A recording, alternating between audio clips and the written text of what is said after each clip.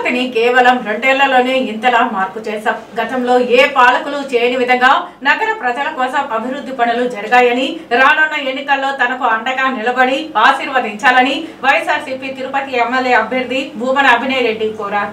ఆదివారం నగరంలోని సెట్టిపల్లిలో వైఎస్ఆర్సీపీ అధ్యక్షుడు బత్తిన బాబు ఆధ్వర్యంలో మహిళల సమావేశం ఏర్పాటు చేశారు. ఈ సమావేశానికి తిరుపతి వైసీపీ ఎమ్మెల్యే అభ్యర్థి భూమన అభినయ్ రెడ్డి హాజరయ్యారు. ఈ సమావేశంలో భూమన అభినయ్ రెడ్డి మాట్లాడుతూ, రాష్ట్రంలో ఎక్కడా లేని విధంగా ఐఐటి కంపెనీలు సెట్టిపల్లి భూముల్లో వచ్చేలా చూస్తున్నామని, తిరుపతి నగరానికి అనువైన ప్రాంతంగా సెట్టిపల్లి నిలుస్తుందని చెప్పారు.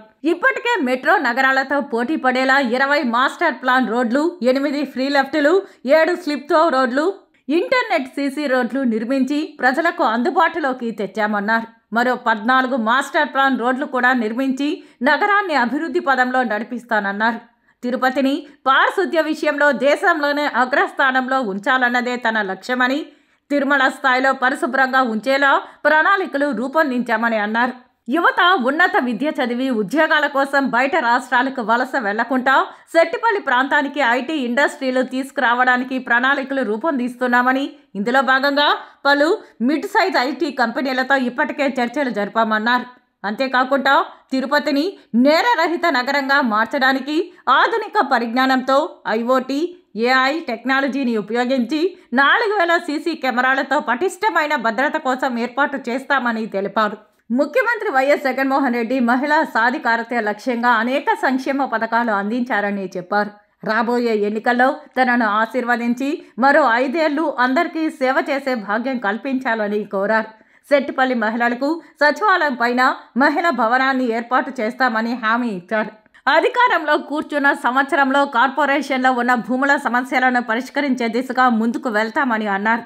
అవకాశం ఇవ్వండి, మీలో ఒకటిగా శ్రమిస్తూ తిరుపతిని మరింత అభివృద్ధి చేస్తానని ఎమ్మెల్యే అభ్యర్థి భూమన అభినయ్ రెడ్డి ప్రజలను కోరారు. ఈ కార్యక్రమంలో రుయా ఆసుపత్రి వర్కింగ్ కమిటీ చైర్మన్ బండ్ల చంద్రశేఖర్ రాయల్, ఉప సర్పంచ్ రామకృష్ణ, వైసీపీ నాయకులు చెంచు యాదవ్, బాలమురళి, కృష్ణ, అరుణ్ యాదవ్, గంగు యాదవ్, రమేష్ యాదవ్, చెంచయ్య, స్థానిక ప్రజలు, మహిళలు పెద్ద ఎత్తున పాల్గొన్నారు. ఎన్నికల్లో నిలబడేటటువంటి వాళ్ళు చెప్పేది ఏంది, మేము ఇవి చేస్తే మమ్మల్ని గెలిపించండి అని. అరే, నేను నిలబడక మునుపే తిరుపతి నగరాన్ని 40 ఏళ్లుగా ఏ రాజకీయ నాయకుడు చేయనంత మార్పుకు నేను తిరుపతి నగరాన్ని గురి చేశాను.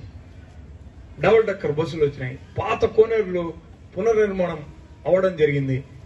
ఈ మధ్యన ఫస్ట్ వార్డులోను 6వ వార్డులోను రోడ్లుగా ఇంకుడు గుంతలుగా మార్చేసాం. వర్షం నీరు ఏదన్నా పడితే సిమెంట్ రోడ్లో నేరుగా నీళ్లు భూమిలోకి ఇంకిపోతాయి.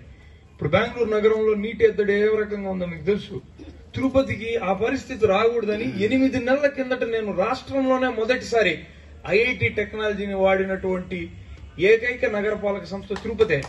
ఇది సక్సెస్ అయితే రేపు పొద్దున ప్రతి రోడ్డు, ఊర్లో ఉన్నటువంటి రోడ్లన్నీ కూడా ఇలా పర్వియస్ కాంక్రీట్ పేమెంట్ టెక్నాలజీని వేయాలనుకుంటున్నాం. ఎందుకు అంటే, నా నగరం వచ్చే తరానికి, ఈ తరానికి తగ్గట్టుగా ఉండాలి. ఇది మరుగుజ్జులా ఉండిపోకూడదు. ఇది పెద్ద నగరాలతో పోటీ పడాలన్నటువంటి తాపత్రయం. సో ఎవరి వైపు నిలబడాలనుకుంటున్నారు? మన ఊరు, మన తిరుపతి అని మనం గర్వంగా చెప్పుకునే ఊరు చిన్న సైజులో ఒక విత్తనం లాగా ఉండిపోవాలనుకుంటున్నారా? ఓ మహావృక్షం లాగా ఎదిగి దేశంలో ఉన్నటువంటి పెద్ద నగరాలతో పోటీ పడాలి స్థాయికి పోవాలనుకుంటున్నారా?